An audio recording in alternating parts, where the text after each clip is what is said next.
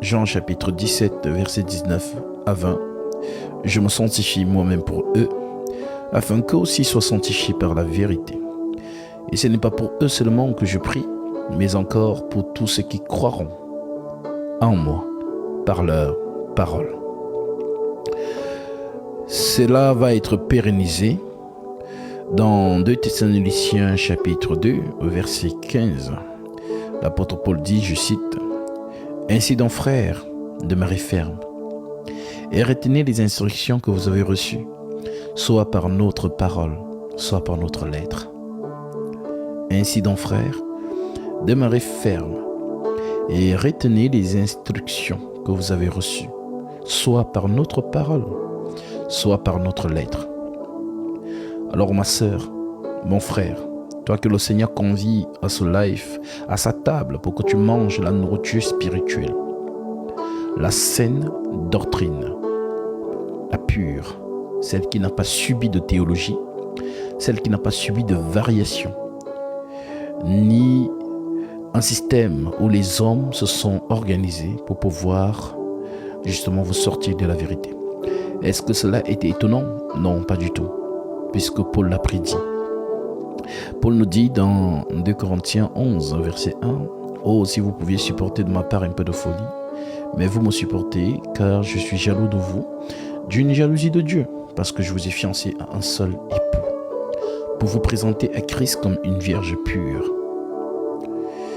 Toutefois, de même que le serpent séduisit Ève par sa ruse, je crains que vos pensées ne se corrompent et ne se détournent de la simplicité à l'égard de Christ. Voilà la crainte de l'apôtre Paul en son temps. Humainement, se posait-il la question, quand on ne sera plus là, est-ce que l'ennemi ne va pas venir détourner ces personnes comme il a fait avec Ève? Et il le dit. Alors oui, c'est ce qui s'est passé. Depuis que les apôtres sont partis, depuis que les apôtres ont quitté la scène terrestre, l'ennemi est venu distiller le mensonge. Où est passée la vérité? La vérité, elle est toujours là. Elle n'a jamais disparu. Parce que le Seigneur est toujours derrière sa parole pour l'accomplir. Sur cette pierre, je bâtirai mon église, et les portes du séjour des morts ne pourront point contre elle. Alors, nous sommes tous bâtis sur le rocher, frères et sœurs. Nous sommes bâtis sur le rocher, et ce rocher traverse les âges. Le rocher, c'est le Seigneur Jésus-Christ. Matthieu 7, verset 24. C'est pourquoi quiconque entend ces paroles que je dis et les met en pratique sera semblable à un homme prudent qui a bâti sa maison sur le roc. Alors, ce roc traverse les âges. Alors, je m'étonne donc comment toi, en 2024, tu as abandonné les saintes lettres apostoliques pour suivre des organisations mondaines. Comment es-tu arrivé là? Pose-toi cette question. Parce que si tu restes fidèle à ce que les apôtres t'ont recommandé, 2 Thessaloniciens 2,15, je répète, ils t'ont dit, ainsi donc frères, demeurez fermes et retenez les instructions que vous avez reçues, soit par notre parole, soit par notre lettre. Les lettres, tu les as. Elles sont là, les lettres. De Actes chapitre 2 jusqu'à la dernière lettre qui est la lettre de Jude. C'est ça ton fondement. Alors, tous ceux qui sont bâtis fidèlement et radicalement, selon tout ce qui est prescrit dans ces lettres, vous êtes la continuité de l'Assemblée des Saints de Jérusalem. Vous êtes la continuité. Parce que l'Église a été inaugurée à Jérusalem, conformément à la prophétie que je vais lire. Je vous invite à venir avec moi dans le livre d'Ésaïe, chapitre 2. Allons-y tous ensemble. Voilà, je le réitère toujours, lorsque vous venez me suivre en live, écoutez l'enseignement. Si vraiment vous êtes là pour écouter l'enseignement, si vraiment vous êtes là pour laisser l'Esprit de Dieu vous instruire, alors je vous ai toujours dit, n'ayez confiance en aucun homme, même à moi-même. Parce que l'homme n'est qu'un vase, un habit, un véhicule dans lequel parle soit l'Esprit de Dieu, soit l'esprit du diable. Alors, pour être sûr et prudent ou prudente que ce n'est pas l'ennemi qui me parle, alors il faut que je vérifie tout ce qui sort de la bouche de cet homme à la lumière des Saintes Écritures. Alors oui, ne m'écoutez pas seulement des oreilles, mais vérifiez-moi également à la lumière des saintes lettres, à la lumière des Saintes Écritures. Parce que l'homme peut vous mentir, mais l'Écriture ne vous mentira jamais. Jamais ne vous mentira. Et dans ces Écritures, on ne met pas nos émotions. Dans ces Écritures, on ne met pas nos sensations. Dans ces Écritures, on ne met pas nos états d'âme. Mais nous laissons l'Écriture triompher au détriment de notre chair. Parce que souvenez-vous, l'Écriture déclare dans Romains chapitre 8 que la chair ne peut se soumettre à la loi de Dieu. La chair ne peut se soumettre à la loi de Dieu. Ça veut dire que notre chair ne peut pas obéir à ceci. Parce que ceci, c'est l'esprit. Jésus dit, ces paroles que je vous ai dites sont esprit et vie. Alors, la chair a ses désirs, l'esprit a ses désirs. Donc, jamais n'aie pour antenne ta chair. Souviens-toi de Jérémie. Maudit soit l'homme qui se confie dans l'homme et qui prend sa chair pour son appui et détourne son cœur de l'Éternel. Alors que l'Écriture triomphe toujours élève l'Écriture au détriment de ta chair. Alors nous prenons Ésaïe chapitre 2. Ésaïe 2, nous sommes au verset 1. Car oui, nous sommes la continuité de l'Assemblée des Saints de Jérusalem. L'Assemblée des Saints de Jérusalem n'a jamais disparu, mes frères et sœurs. L'Assemblée des Saints n'a jamais disparu. Donc, ce qui prouve que toi et moi, nous sommes la continuité de l'Assemblée de Jérusalem, c'est notre capacité à demeurer fondée dans les saintes lettres. Je répète, 2 Thessaloniciens 2,15. Ainsi donc, frères, demeurez fermes et retenez les instructions que vous avez reçues, soit par notre parole, soit par notre lettre. Les lettres sont là. Alors, Ésaïe 2, la prophétie concernant l'Église, déclare: prophétie d'Ésaïe, fils d'Amos, sur Juda et Jérusalem. Verset 2. Il arrivera dans la suite des temps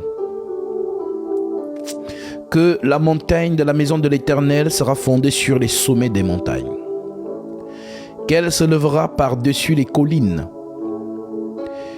et que toutes les nations y afflueront, et que toutes les nations y afflueront. Des peuples s'y rendront en foule et diront: venez et montons à la montagne de l'Éternel, à la maison du Dieu de Jacob, afin qu'il nous enseigne ses voies et que nous marchions dans ses sentiers. Car de Sion sortira la loi, et de Jérusalem la parole de l'Éternel. Amen. Il sera le juge des nations, l'arbitre d'un grand nombre de peuples. Ésaïe chapitre 2. Alors, ceci s'accomplit où? Car on dit, de Sion sortira la loi.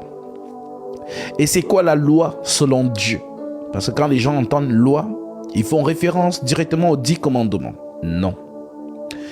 La loi dans le langage de l'esprit, c'est la parole de Dieu. De Sion sortira la loi. Alors, est-ce qu'il y a une écriture qui nous facilite la compréhension de ce que nous venons de dire? Oui. Nous lisons Malachie chapitre 2, verset 7. Malachie 2, 7. Malachie 2, 7. L'Écriture déclare, car les lèvres du sacrificateur doivent garder la science.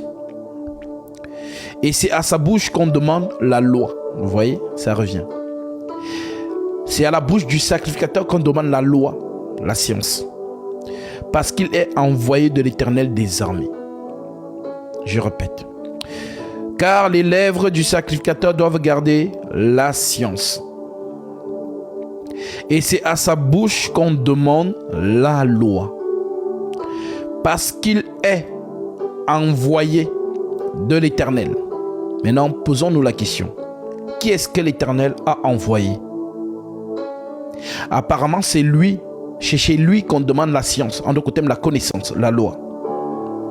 Alors, nous lisons Actes chapitre 1. Je prends à partir du verset 4. Nous cherchons l'envoyé. En d'autres termes, le sacrificateur, la bouche, qui a la science. Comme il se trouvait avec eux, il leur recommanda de ne pas s'éloigner de Jérusalem, mais d'attendre ce que le Père avait promis. Ce que je vous ai annoncé, leur dit-il. Car Jean a baptisé d'eau, mais vous, dans peu de jours, vous serez baptisés du Saint-Esprit. Donc, le Saint-Esprit, c'est lui, le sacrificateur auquel on demande la loi, la science.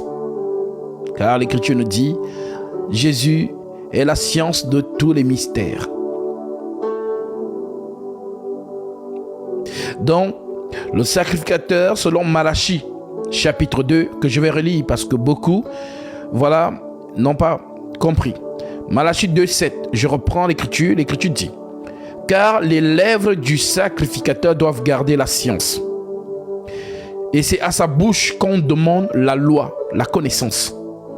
Mon peuple périt parce qu'il lui manque la connaissance, la loi, la science. Car les lèvres du sacrificateur doivent garder la science.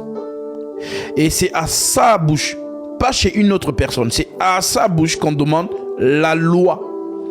Parce qu'il est un envoyé de l'Éternel. Alors, l'envoyé de l'Éternel, nous revenons donc dans Actes chapitre 1, au verset 4.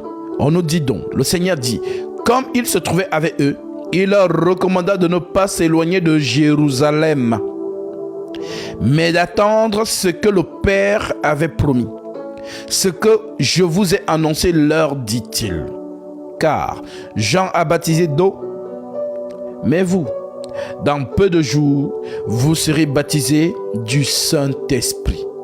Alors, les apôtres réunis lui demandèrent, Seigneur, est-ce en ce temps-là que tu rétabliras le royaume d'Israël? Donc, est-ce que c'est quand on aura le Saint-Esprit là que toi, Seigneur, tu vas rétablir le royaume d'Israël?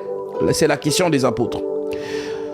Il leur répondit, ce n'est pas à vous de connaître les temps ou les moments que le Père a fixés de sa propre autorité. Mais vous recevrez une puissance. Le Saint-Esprit, c'est lui la puissance. Vous recevrez une puissance. Le Saint-Esprit survenant sur vous. Et vous serez mes témoins. À Jérusalem, dans toute la Judée, dans la Samarie et jusqu'aux extrémités de la terre. Alors, qu'est-ce que cela nous permet de comprendre? Nous avons lu Ésaïe 2, la promesse de la science qui doit sortir de Sion. Nous avons corrélé cela avec Actes chapitre 1. Et nous avons facilité cela avec Malachie 2, 7. Alors vous voyez donc ici que tant que le souverain sacrificateur, en d'autres termes l'esprit, n'est pas descendu, parce que c'est lui l'envoyé. C'est lui l'envoyé. C'est lui l'envoyé. Je prends une autre écriture pour faciliter la compréhension à ceux qui nous écoutent. Jean chapitre 16, verset 7. L'écriture déclare, Cependant, je vous dis la vérité, il vous est avantageux que je m'en aille, car si je ne m'en vais pas, le consolateur ne viendra pas vers vous. Mais si je m'en vais, je vous l'enverrai. Donc le consolateur, c'est l'envoyé. Malachie 2,7, l'envoyé de l'Éternel. Donc le consolateur, c'est lui l'envoyé, le Saint-Esprit, le souverain sacrificateur, c'est lui l'envoyé. Et quand il sera venu, il convaincra le monde en ce qui concerne le péché, la justice et le jugement. Voilà le rôle du Saint-Esprit. Bien-aimé, voilà le rôle du Saint-Esprit en venant sur la terre des hommes. Il a 3 missions. Péché, nous enseigner sur le péché, te convaincre sur le péché, sur la justice et sur le jugement. En ce qui concerne le péché, parce qu'il ne croit pas en moi. La justice, parce que je vais au Père et que vous ne me verrez plus. Le jugement, parce que le prince de ce monde est jugé. J'ai encore beaucoup de choses à vous dire, mais vous ne pouvez pas les supporter maintenant. Mais quand le consolateur sera venu, l'esprit de vérité, il vous conduira dans toute la vérité. Car il ne parlera pas de lui-même, mais il dira tout ce qu'il aura entendu. Et il vous annoncera les choses à venir. Il me glorifiera, parce qu'il prendra de ce qui est à moi et vous l'annoncera. Tout ce que le Père a est à moi. C'est pourquoi j'ai dit qu'il prend de ce qu'il est à moi et qu'il vous l'annoncera. Alors, maintenant que vous avez compris que l'envoyé, c'est le Saint-Esprit. Le sacrificateur, c'est le Saint-Esprit. Malachie 2,7. Relisons. Malachie 2,7 dit: car les lèvres du sacrificateur doivent garder la science. Et c'est à sa bouche qu'on demande la loi. Parce qu'il est un envoyé de l'Éternel des armées. Alors, cela vous permet donc de comprendre que tant que le consolateur n'est pas descendu, tant que le Saint-Esprit n'est pas descendu, ces hommes-là, appelés Pierre, Jacques, Jean, Barthélemy, Matthieu, tous ces apôtres, tant que le consolateur n'est pas descendu, ils ne peuvent pas témoigner. Ils ne peuvent pas annoncer. Ils ne peuvent pas enseigner la parole de Dieu. Parce que ce n'est pas l'homme qui enseigne. L'homme ne peut pas accéder à ces choses. Voilà pourquoi, pour qu'ils enseignent, il faut automatiquement que celui qui enseigne descende sur eux. C'est ce que Jésus promet donc. Est-ce qu'on se comprend? Si vous comprenez ça, vous allez donc comprendre que l'homme n'a jamais enseigné. Pierre n'a jamais enseigné. Paul n'a jamais enseigné. Jacques n'a jamais enseigné. C'est l'Esprit Saint en eux qui nous a enseigné. Donc, il a donné les uns comme apôtres. L'apôtre, c'est un ministère. Donc l'apôtre, c'est qui? C'est l'Esprit Saint. Il a donné les autres comme prophètes. Le prophète, ce n'est pas l'homme. Le prophète est un ministère. Donc, qui est le prophète? C'est l'Esprit Saint. L'évangéliste, c'est un ministère. Qui est l'évangéliste? Ce n'est pas l'homme, c'est l'Esprit Saint. Le docteur, ce n'est pas l'homme, c'est l'Esprit Saint. Alors, ces hommes que Jésus a choisis, mais est-ce qu'il les a choisis au hasard? Que toi je te choisis? Non, c'est pas un hasard. C'est pas un hasard. Je vous en supplie, ce n'est pas un hasard. En fait, les corps là, les 12 corps que Jésus a choisis là, en fait ce sont des vases. C'est toujours Jésus qui parlera au travers ces 12.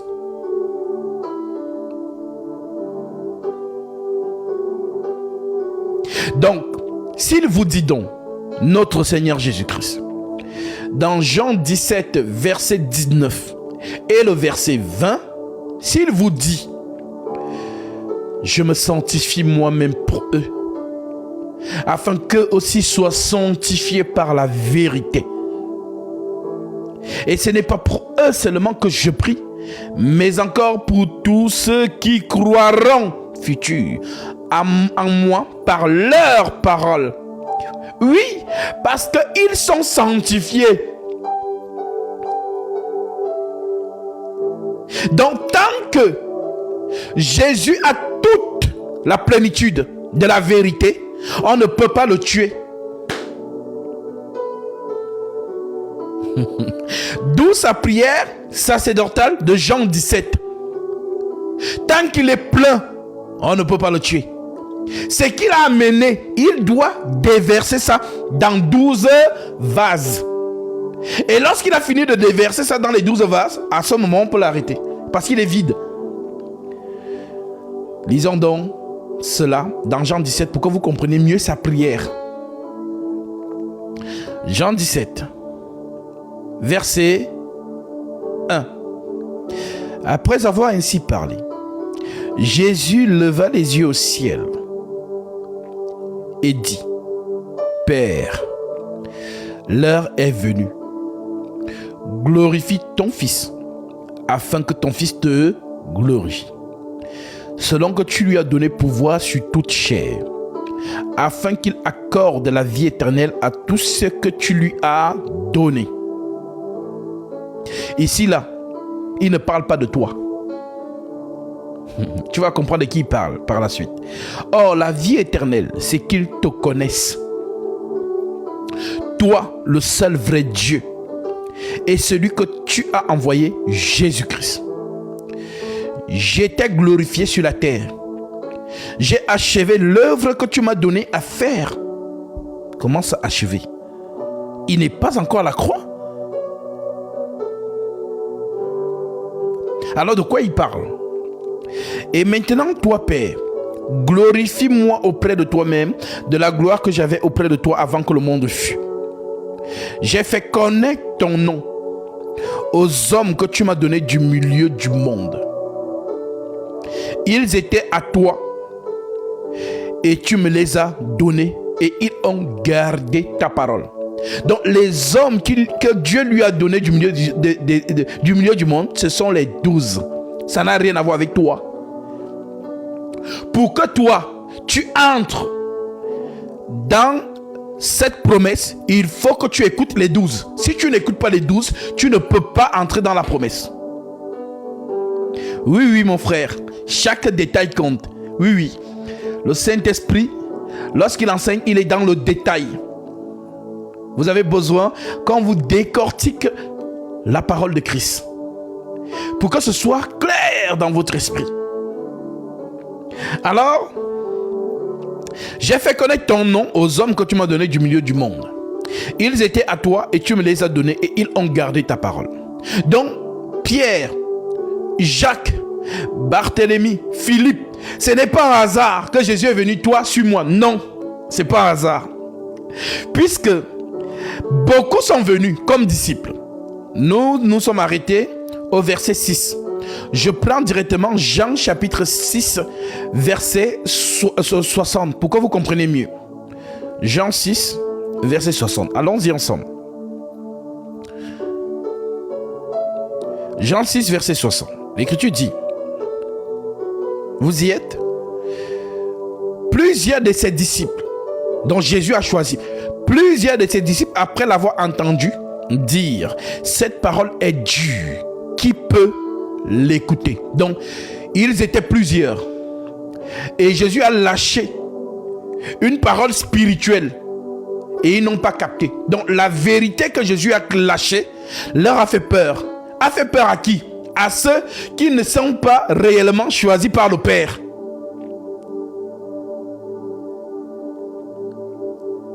À ceux qui ne sont pas choisis par le Père, cela leur a fait peur. Pourquoi? Parce qu'ils doivent laisser. Ils doivent repartir pour que seuls les 12 restent.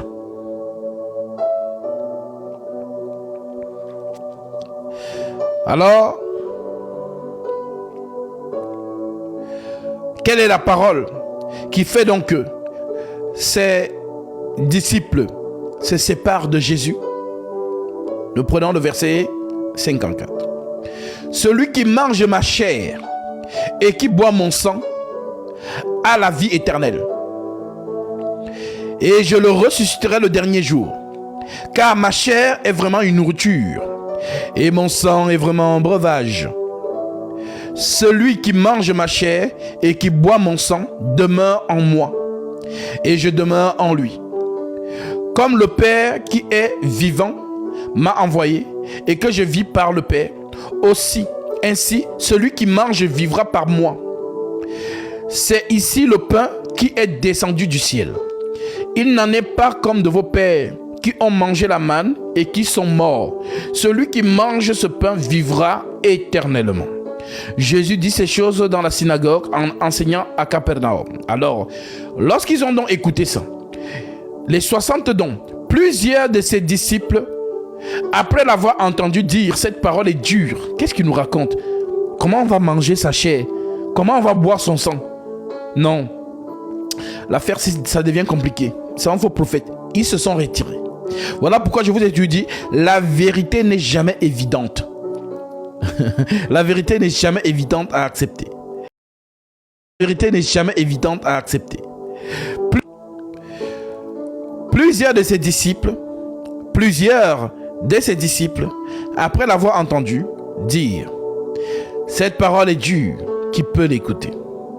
Jésus, sachant en lui-même que ses disciples murmuraient à ce sujet, leur dit, cela vous scandalise-t-il? En fait, ce que je viens de dire, est-ce que ça vous scandalise? Et si vous voyez le Fils de l'homme monter où il était auparavant, c'est l'esprit qui vivifie. La chair ne sert de rien. Les paroles que je vous ai dites sont esprit et vie. Mais il y en a parmi vous quelques-uns qui ne croient point.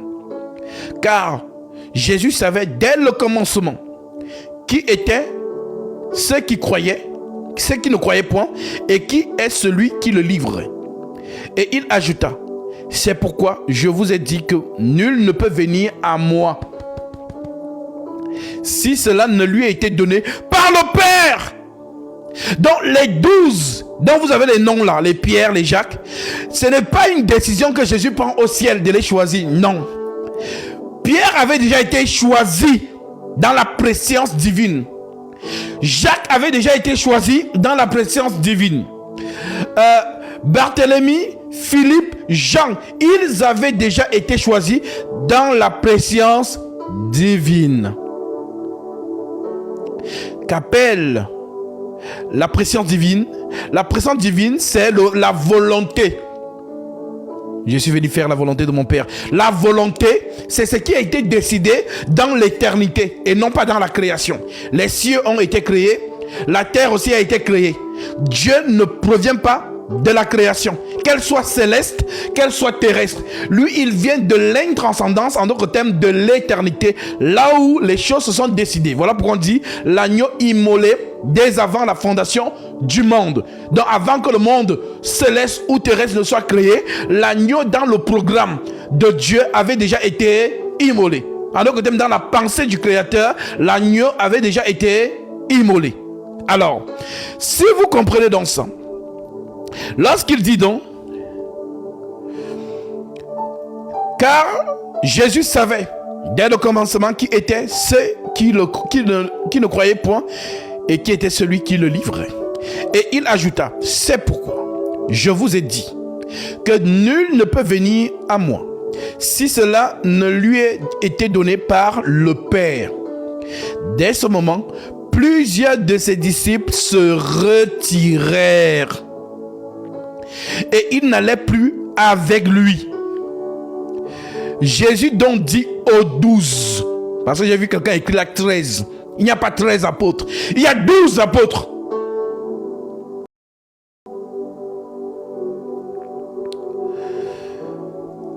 Parce que la prophétie ne se contredit pas. Jacob n'a pas eu 13 fils, il a eu 12 fils. On parle de 12 tribus d'Israël. Et une fille appelée Dina. Il n'y a pas de tribu de Dina. Donc Jacob, c'est un homme. Et de Jacob sortent 12 fils. C'est cette prophétie que Jésus vient accomplir en choisissant aussi 12 apôtres. Pas de femmes. Ce sont des mouvements prophétiques. Car Jésus savait dès le commencement qui étaient ceux qui ne croyaient point et qui était celui qui le livrerait. Et il ajouta, c'est pourquoi je vous ai dit que nul ne peut venir à moi si cela ne lui était donné par le Père. Dès ce moment, plusieurs de ses disciples se retiraient. Donc ceux qui n'étaient pas dans le programme du Père se retirent. Ceux qui n'étaient pas dans le programme du Père se retirent. Dès ce moment, plusieurs de ses disciples se retiraient et ils n'allaient plus avec lui. Jésus donc dit aux 12, et vous, ne voulez-vous pas aussi vous en aller? Donc il dit aux 12, partez. Les autres sont partis, pourquoi vous restez? Donc la question là n'est pas une question au hasard. Et vous, ne voulez pas aussi vous en aller? Non, parce que c'est que les 12 là ne peuvent pas partir. Ils ont une mission. Que ce soit Judas Iscariote, il faisait partie des 12. Satan a une mission. Donc, et vous, ne voulez-vous pas aussi vous en aller? Simon-Pierre lui répondit, Seigneur, à qui irions-nous? Tu as les paroles de la vie éternelle. Et nous avons cru. Et nous avons connu que tu es le Christ. Et le Christ, c'est Dieu. Selon Romains, chapitre 9, versets 2 à 5. Les patriarches et de qui est issu selon la chair, le Christ, qui est au-dessus de toutes choses, Dieu béni éternellement. Donc, nous avons connu que tu es Dieu. Alors, on ne bouge pas. À qui irions-nous? Tu as les paroles de la vie éternelle. Et nous avons cru et nous avons connu que tu es le Christ, le Saint de Dieu. Jésus leur répondit, n'est-ce pas moi qui vous ai choisi, vous les 12? Et l'un parmi vous est un démon. Il ne dit pas, l'un parmi vous est possédé par un démon. Il dit, l'un parmi vous est un démon.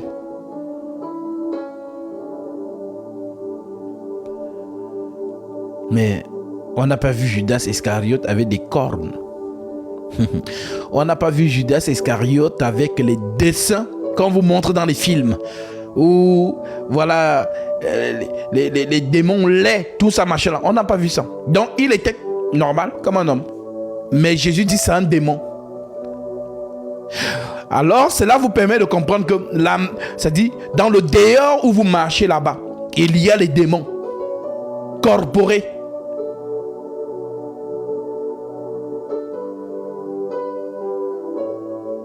Le monde est constitué de la postérité du serpent et de la postérité de la femme. Oui, oui. Mais qu'est-ce qui permet que tu saches que celui-là est un démon? C'est la parole de Dieu. On y arrivera. N'est-ce pas moi qui vous ai choisi, vous les 12? Et l'un de vous est un démon.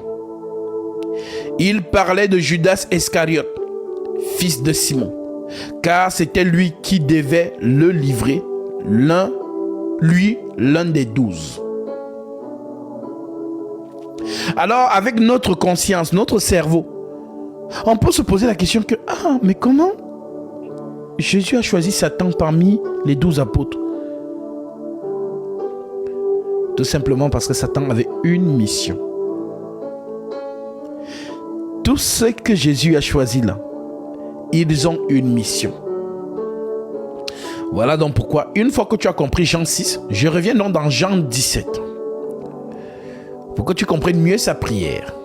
Nous nous sommes arrêtés au verset 6. Il nous dit donc, or, la vie éternelle, c'est qu'ils te connaissent, toi, le seul vrai Dieu, et celui que tu as envoyé, Jésus-Christ.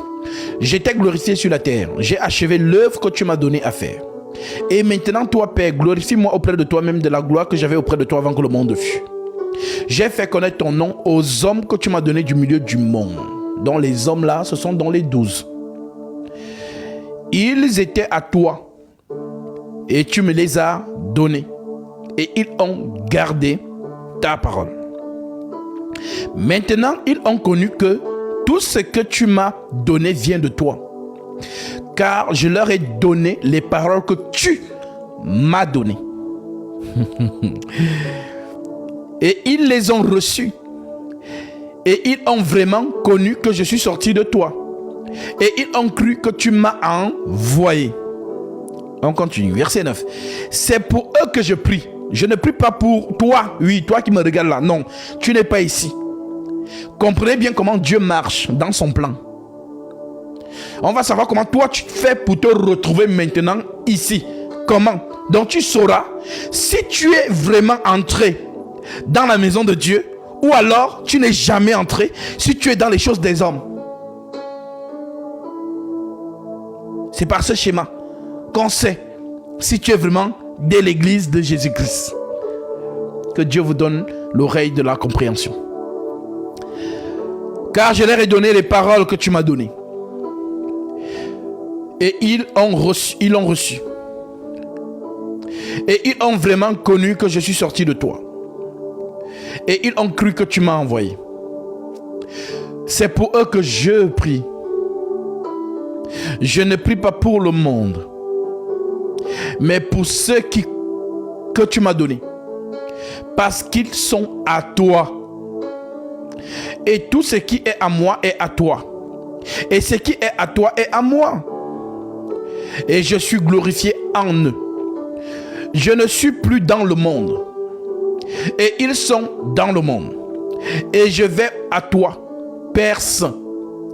Garde en ton nom ce que tu m'as donné, afin qu'il soit comme nous. Mais ça veut dire quoi, garder à son nom? Garde en ton nom. Qu'est-ce qui garde un enfant de Dieu?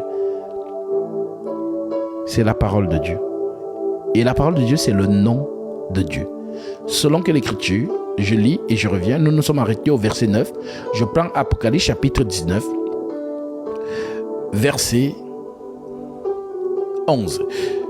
Puis je vis le ciel ouvert, et voici parut un cheval blanc. Celui qui le montait s'appelle fidèle et véritable, et il juge et combat avec justice. Ses yeux étaient comme une flamme de feu.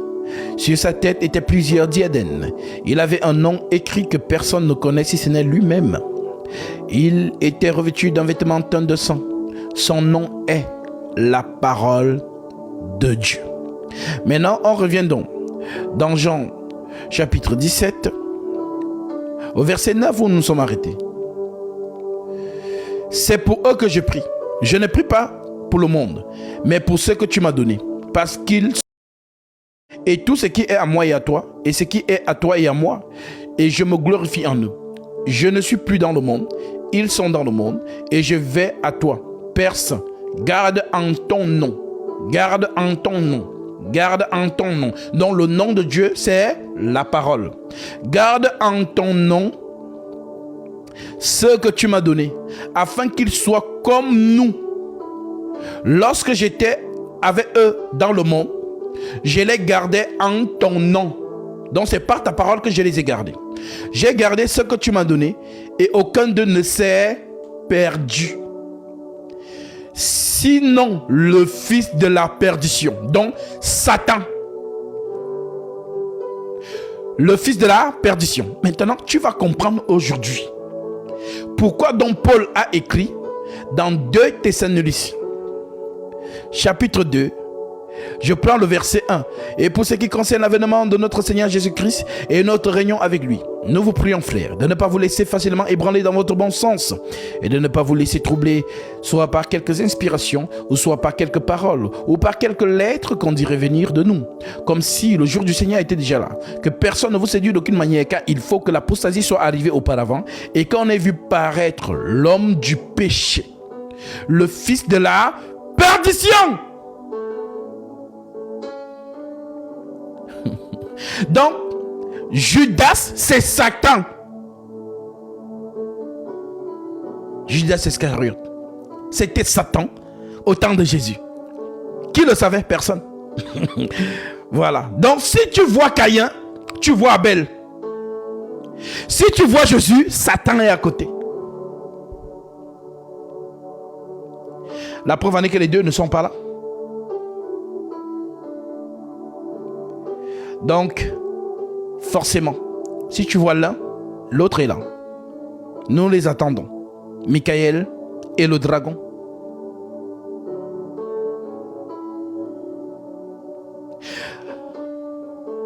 Alors, Jean 17. Nous continuons. Verset 12. Lorsque j'étais avec eux dans le monde, je les gardais en ton nom.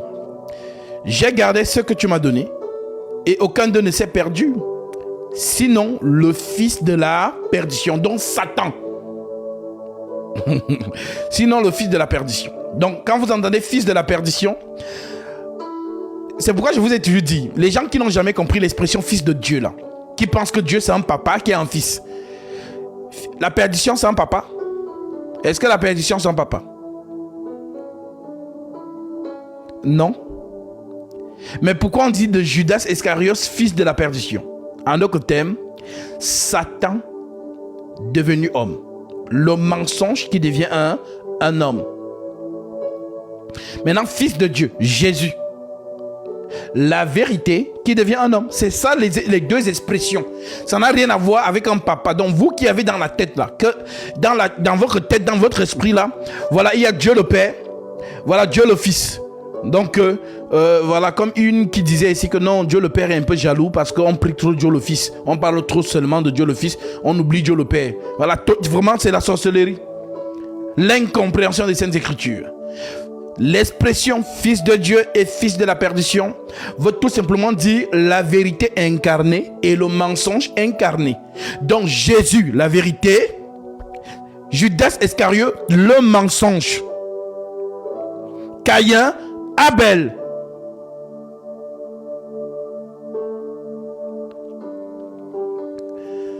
Que ceux et celles qui ont les oreilles pour entendre, entendent. Lorsque j'étais avec eux dans le monde, je les gardais en ton nom. J'ai gardé ce que tu m'as donné, et aucun d'eux ne s'est perdu, sinon le fils de la perdition, afin que l'écriture fût accomplie. Quelle écriture? Demande avec moi, je dis, Gasby, quelle écriture? Il parle de quelle écriture? Il parle de quelle écriture, à votre avis? Afin que l'écriture fût accomplie. Quelle écriture?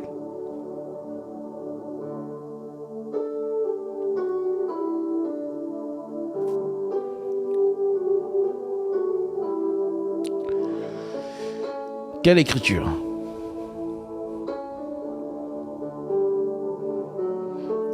Dis-nous frère, on ne sait pas. Ah ben c'est pour ça que je suis là. Alors, nous allons lire l'écriture dont Jésus fait référence.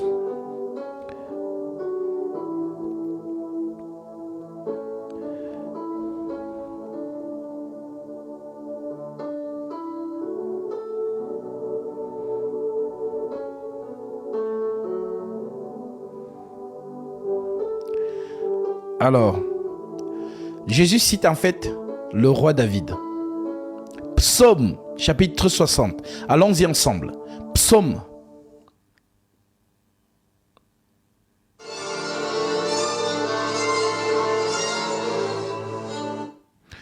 Alors,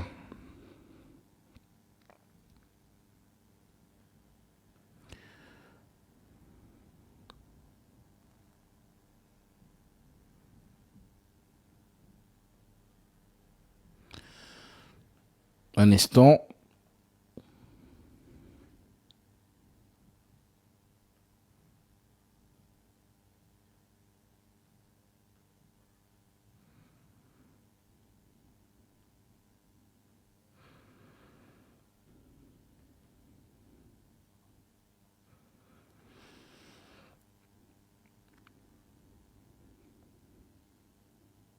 Psaume, chapitre 109, verset 8. Pas 69, 109. Allons-y ensemble. Nous pouvons même prendre à partir...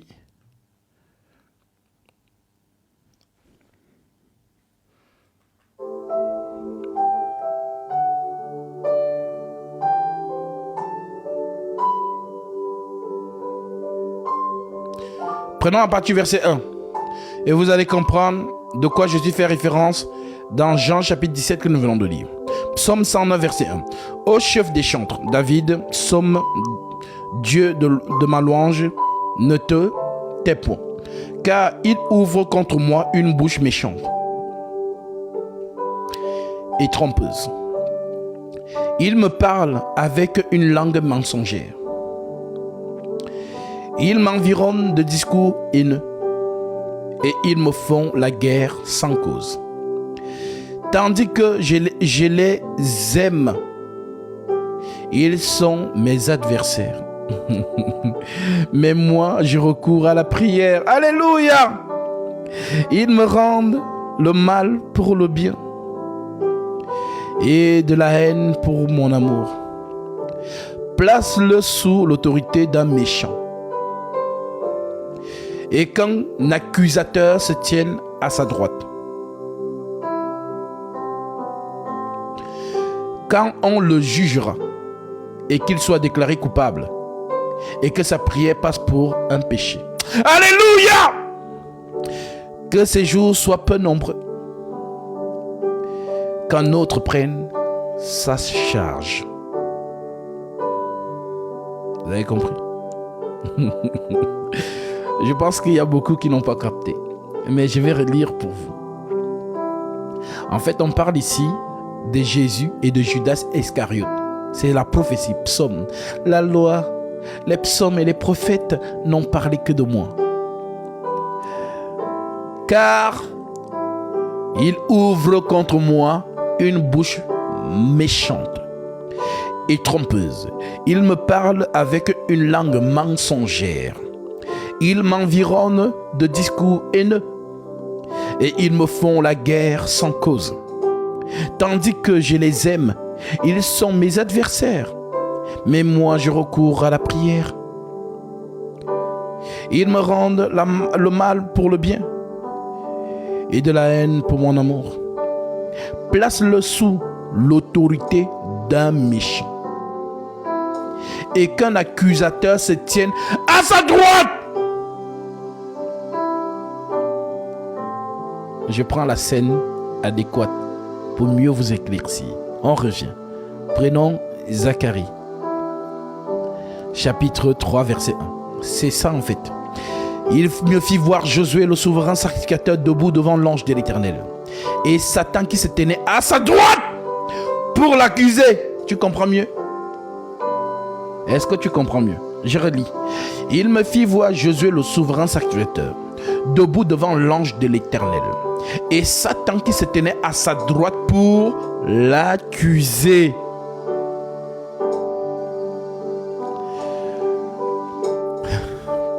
Honnêtement, si vous ne comprenez pas, je ne peux plus rien faire pour vous. Mais si vous comprenez, que le Seigneur soit glorifié dans votre esprit. Alors, nous continuons. Tandis que je les aime, ils sont mes adversaires. Mais moi, je recours à la prière. Ils me rendent le mal pour le bien et de la haine pour mon amour. Place-le sous l'autorité d'un méchant et qu'un accusateur se tienne à sa droite. Quand on le jugera, qu'il soit déclaré coupable et que sa prière passe pour un péché.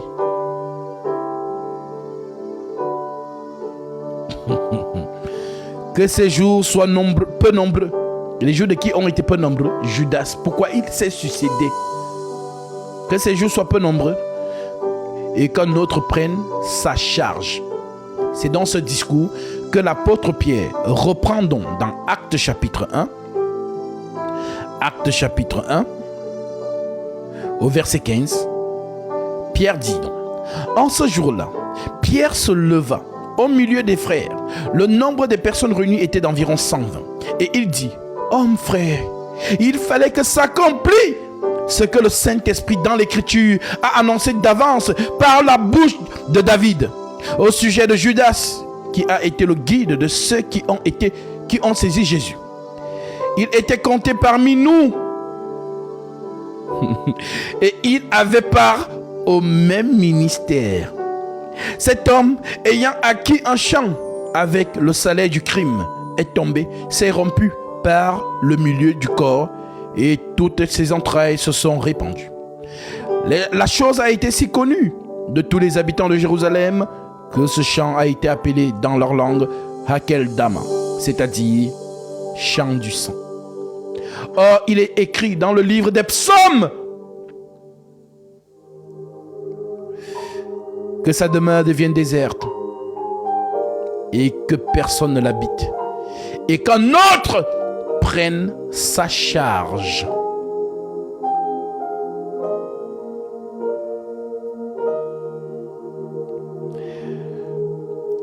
Maintenant que vous avez compris cela, nous revenons donc dans Jean 17, la prière de notre Maître. Nous nous sommes arrêtés au verset 12. Jean 17, 12. Lorsque j'étais avec eux dans le monde, je les gardais en ton nom. J'ai gardé ce que tu m'as donné, et aucun d'eux ne s'est perdu, sinon le fils de la perdition, afin que l'écriture fût accomplie. Et maintenant, je vais à toi. Maintenant, vous avez compris de quoi il parlait donc maintenant? Lorsque j'étais avec eux dans le monde, je les gardais en ton nom. J'ai gardé ce que tu m'as donné, et aucun d'eux ne s'est perdu, sinon le fils de la perdition, afin que l'écriture fût accomplie. Je pense que c'est clair pour chacun de vous. Je leur ai donné ta parole, et le monde les a haïs, parce qu'ils ne sont pas du monde, comme moi, je ne suis pas du monde. Je ne te prie pas de les ôter du monde, les 12 là. Je ne te prie pas de les ôter du monde, mais de les préserver du mal. Ils ne sont pas du monde, comme moi je ne suis pas du monde. Sanctifie-les par la vérité, par ta vérité. Ta parole est la vérité. Comme tu m'as envoyé dans le monde, je les ai aussi envoyés dans le monde. Les 12. Et je me sanctifie moi-même pour eux, afin qu'eux aussi soient sanctifiés par la vérité. Et ce n'est pas pour eux seulement que je prie, mais encore pour ceux qui croiront en moi par leur parole, bien-aimés. Donc si tu veux entrer dans la sanctification du Christ, crois au Christ au travers des paroles des 12.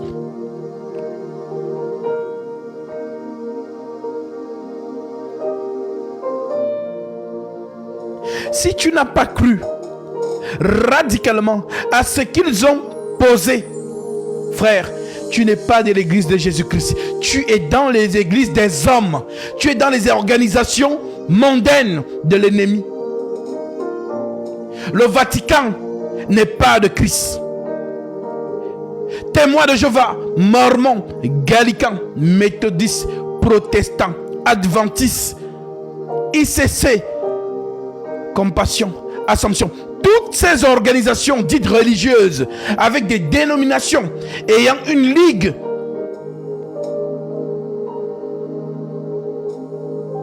des églises protestantes, ce n'est pas de Jésus-Christ.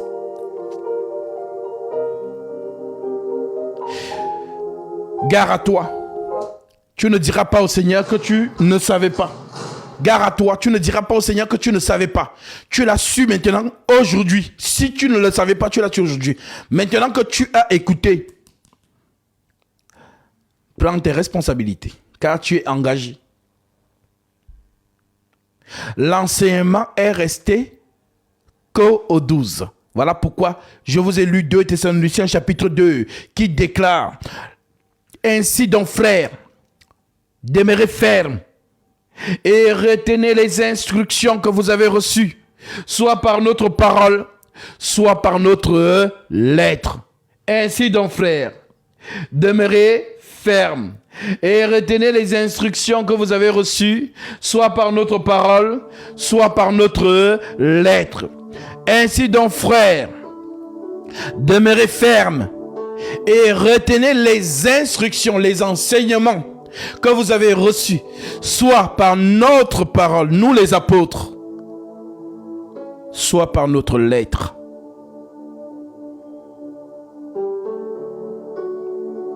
Et les lettres, tu les as.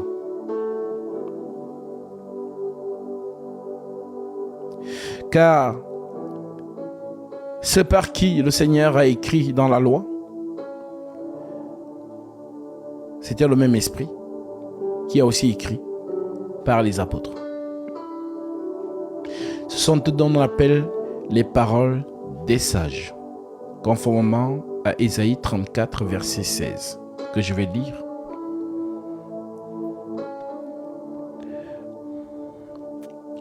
Ésaïe 34, verset 16, que tu déclares: consultez le livre de l'Éternel et lisez. Aucun d'eux ne fera défaut, ni l'un ni l'autre ne manqueront, car sa bouche l'a ordonné. C'est son esprit qui les rassemblera. Corrélé à Ecclésiaste, chapitre 12, verset 13. L'Écriture déclare: les paroles des sages sont comme des aiguillons et rassemblées en un recueil. Elles sont comme des clous plantés donnés par un seul maître. Un seul maître. Et ce maître, c'est qui? Nous lisons 1 Pierre, chapitre 1, verset 10. 1 Pierre 1, 10, l'Écriture déclare: les prophètes, Ésaïe, Amos, Élie, Moïse, tous ces prophètes, les prophètes qui ont prophétisé, touchant la grâce qui vous était réservée, ont fait de ce salut l'objet de leur recherche et de leur investigation, voulant sonder l'époque et les circonstances marquées par l'Esprit de Christ qui était en eux et qui attestait d'avance les souffrances de Christ et la gloire dont elles seraient suivies. Il leur fut révélé que ce n'était pas pour eux-mêmes, mais pour vous, qu'ils étaient les dispensateurs de ces choses que vous ont annoncées maintenant ceux qui vous ont prêché l'évangile par le même Saint-Esprit, envoyé du ciel et dans lesquels les anges désirent plonger leur regard. Donc, ces sages dons, oui, ces sages dons, c'est par leur enseignement que toi et moi nous sommes fondés. Alors, crois-tu que c'est pour embellir la Bible, ma sœur ou mon frère? Est-ce que tu crois que c'est pour embellir la Bible? Que Paul déclare ceci dans 2 Timothée chapitre 4 verset 3. Paul te dit: car il viendra un temps où les hommes ne supporteront pas la saine doctrine, mais ayant la démangeaison d'entendre les choses agréables, ils se donneront une foule de docteurs selon leurs propres désirs, détourneront l'oreille de la vérité et se tourneront vers les fables. C'est vrai.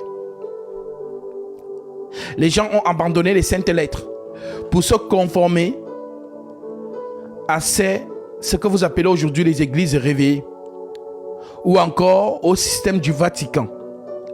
Je vous le déclare, vous tous qui vous retrouvez encore dans ces choses, vous mourrez, c'est la perdition qui vous attend. Tous ceux qui sont de Dieu et qui sont encore retenus captifs dans ces systèmes, ne vous inquiétez pas. Le Seigneur connaît ses enfants. 2 Timothée 2, 19. Néanmoins, le solide fondement de Dieu reste debout avec ses paroles qui lui servent de sceau. Le Seigneur connaît ceux qui lui appartiennent, et quiconque prononce au nom du Seigneur, qu'il s'éloigne de l'iniquité. Donc vous qui êtes encore retenus captifs dans ces fausses doctrines, un jour vous allez entendre la vérité et vous sortirez. Et cette vérité, je suis en train de vous la proclamer. Je suis en train de tonner la trompette afin que vous reveniez poser sur le fondement des apôtres et des prophètes. C'est dans ce fondement que nous avons été édifiés. Éphésiens 2:20. Vous avez été édifiés sur le fondement des apôtres et des prophètes, Jésus-Christ lui-même étant la pierre angulaire. Je répète, je le dis autrement, parce que quand on dit peut-être fondement, les gens ne captent pas. Que Dieu te bénisse, Agathe, pour ton offrande. Tu as certainement été touché par la parole et le Seigneur dispose dans ton cœur de faire cette offrande pour prendre ta bénédiction. Alors, conformément à sa parole, que celui à qui l'on enseigne la parole fasse part de tous ses biens à celui qui l'enseigne. Ne vous y trompez pas, on ne se moque pas de Dieu. Ce qu'on homme aura semé, et le moissonnera aussi. Corrélé à Matthieu 10, l'ouvrier mérite sa nourriture. En entrant dans la maison, saluez-la. Si la maison se juge digne, que votre Père vienne sur elle. Et si la maison ne se juge pas digne, que votre Père retourne avec vous. Tu en es digne, car ce que tu as donné, je vais manger. Comme les 3 hommes ont mangé chez Abraham, et la bénédiction est entrée dans sa demeure, alors que par cette offrande, le Seigneur t'accorde ce que ton cœur désire, lui qui connaît tes prières et tes doléances, et qui déverse en toi ses dons spirituels. Au nom de Jésus-Christ, ma sœur, sois bénie. Alors, oui, l'enseignement que nous avons reçu de Éphésiens 2:20, vous avez été édifiés, vous avez été enseignés, vous avez été édifiés sur le fondement, sur l'enseignement des apôtres et des prophètes, Jésus-Christ lui-même étant la pierre angulaire. Parce que nous avons lu, et j'espère que vous l'avez vraiment capté, ce qui se passe dans Jean 17. Jésus qui choisit 12, y compris Satan, qui a une mission précise. Lorsque une autre personne doit prendre la charge, c'est là où ils redeviennent 12 et le feu descend. Acte 2, c'est quand ils sont devenus 12. Parce qu'on dit qu'ils étaient combien dans la chambre de haute? 120. Ce n'est pas un chiffre hasardeux. Je vous ai toujours enseigné que dans la spiritualité, on ne compte pas le 0. Donc si tu enlèves 0 de 120, il reste combien? 12. Et comme il y a donc 12, le feu descend. En d'autres termes, l'esprit descend. S'ils sont 11, l'esprit ne descend pas. Voilà pourquoi pour que l'esprit descende, il a d'abord fallu que Satan parte.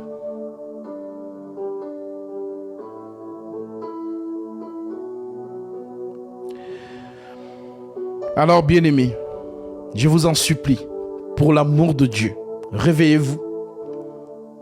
Je remercie le Seigneur depuis qu'il a réveillé ce ministère en moi. Par le don ministériel qu'il m'a confié, il a pu arracher plusieurs personnes du feu.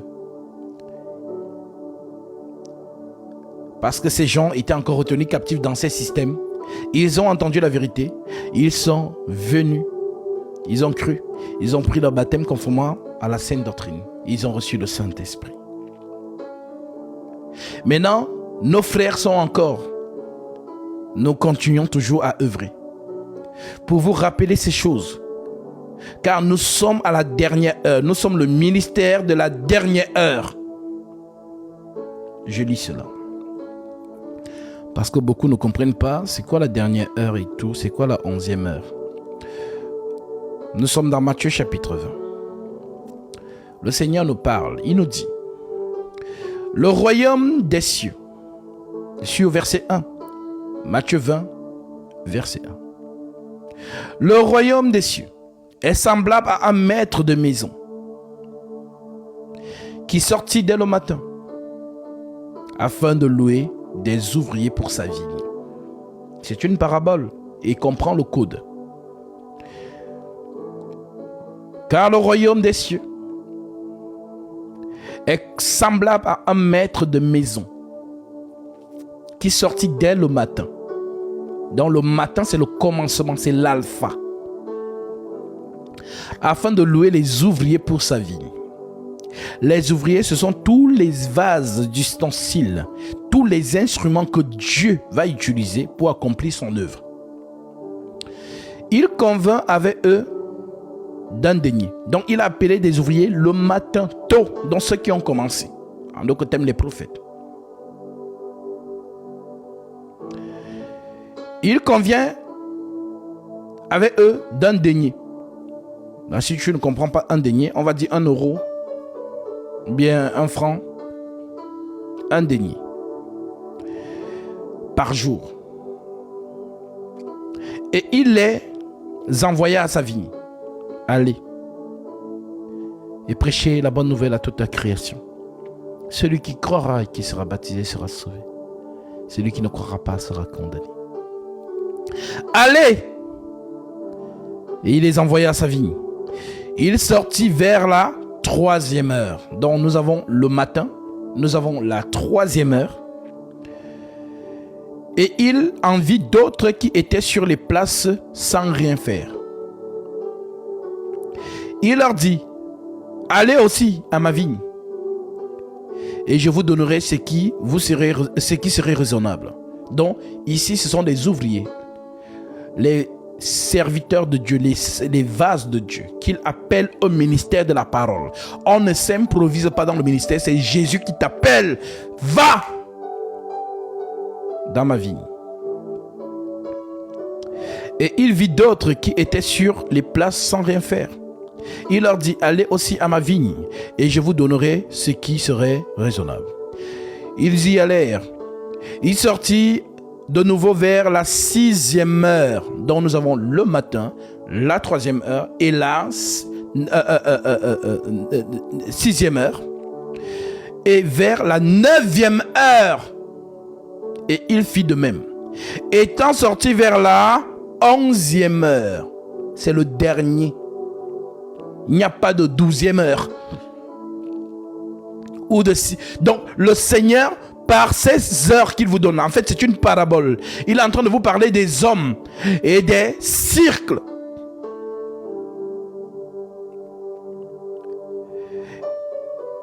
Il sortit de nouveau vers la 6e heure et vers la 9e heure, et il en fit de même. Étant sorti vers la 11e heure, qui est le dernier, la 11e heure, il en trouva d'autres qui étaient sur les places, et il leur dit, pourquoi vous tenez-vous ici toute la journée sans rien faire? C'est moi. Il lui répondit, c'est que personne ne nous a loués. Alors, allez aussi à ma vigne, leur dit-il. Quand le soir fut venu, le soir, ça veut dire que c'est la fin. Quand le soir fut venu, le maître de la vigne dit à son intendant, appelle les ouvriers, dont tous qui ont travaillé, depuis Moïse là-bas, depuis Abraham et Enoch, tous là-bas loin, jusqu'à moi. Quand le soir fut venu, le maître de la vigne dit à son intendant, appelle les ouvriers et paye-leur leur salaire, en allant des derniers aux premiers.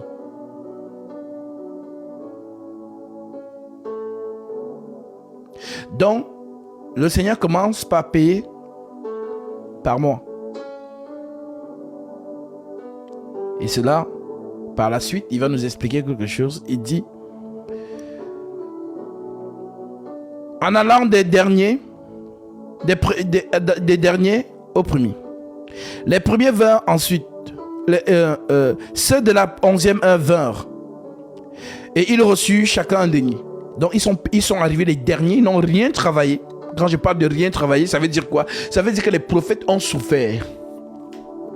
Parce que ce n'est pas évident de se lever très tôt.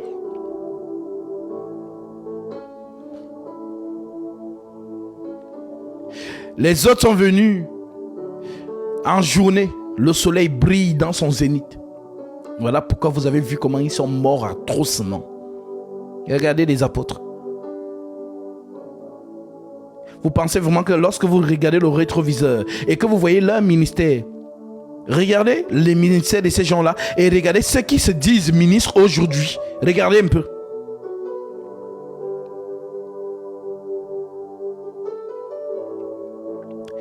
Ils ont fait de cette vocation leur vie.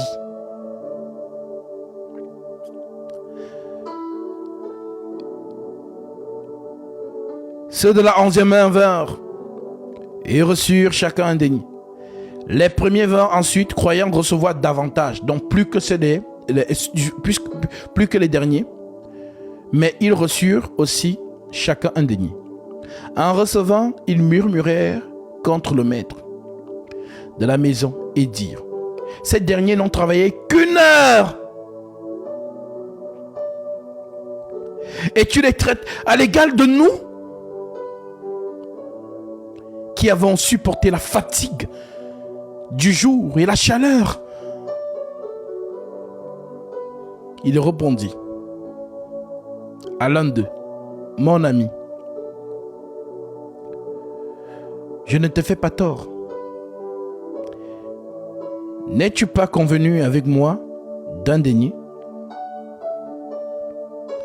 Prends ce qui te revient et va-t'en. Je veux donner à ce dernier autant qu'à toi. Ne m'est-il pas permis de faire de mon bien ce que je veux? Ou vois-tu d'un mauvais œil que je sois bon? Ainsi, les derniers seront les premiers, et les premiers seront les derniers.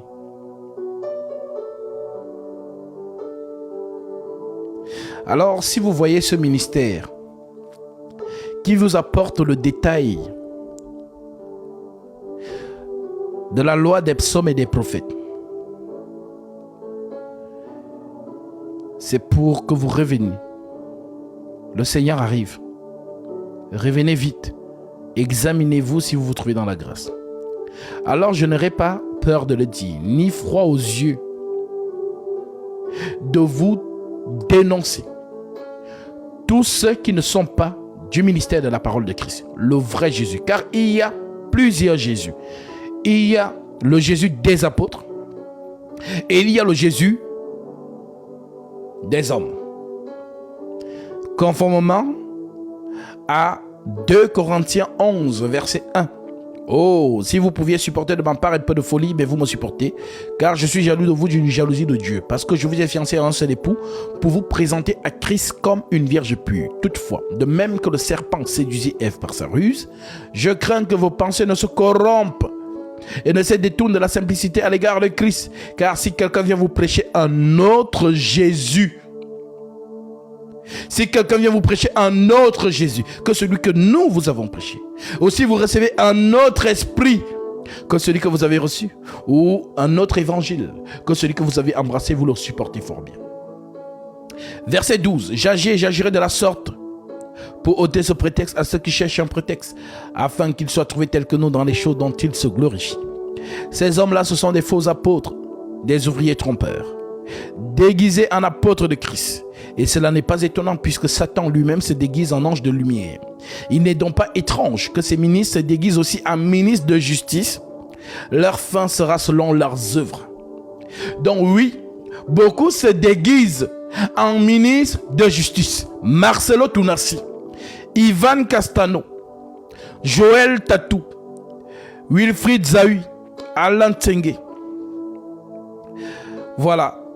Les Raoul Wafo, les Moïse Mbiye, les Mike Kalambayi, tous ces hommes que vous connaissez sur la toile, que vous vénérez, que vous suivez, je vous le déclare, les Kangouka, les Gédéons, ce ne sont pas des hommes de Dieu.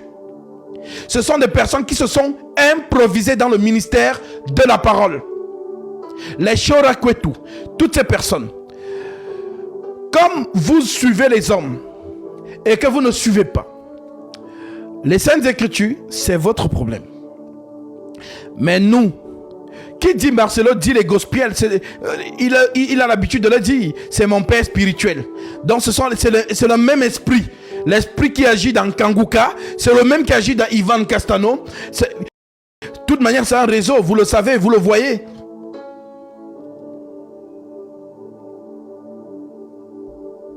Même celui dont Joël Tatou vous dit souvent c'est son père spirituel. Si c'est apôtre, j'oublie son nom. Tous ces gens-là ne sont pas de Christ. Ce sont des loups ravisseurs. Et vous êtes dans leur système. Ils n'ont pas Al-Fukao, merci. Ils n'ont pas le ministère de la parole. Alors ils vous endorment, ils vous embrouillent par ce qu'on appelle le culte de l'image. Et c'est quoi le culte de l'image? Le culte de l'image, c'est de vous présenter ce qui frappe à vos yeux. Les belles salles. Les belles salles. Les écrans en plasma. Ce qu'ils appellent méga church. Mes frères, réveillez-vous.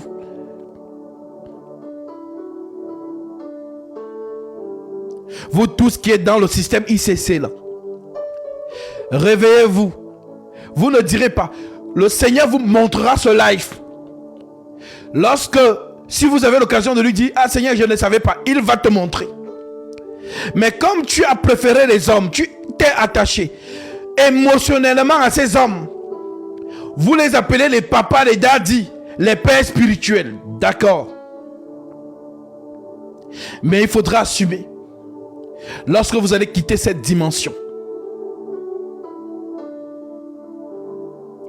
Les branhamistes, ceux qui se réclament kimbanguistes,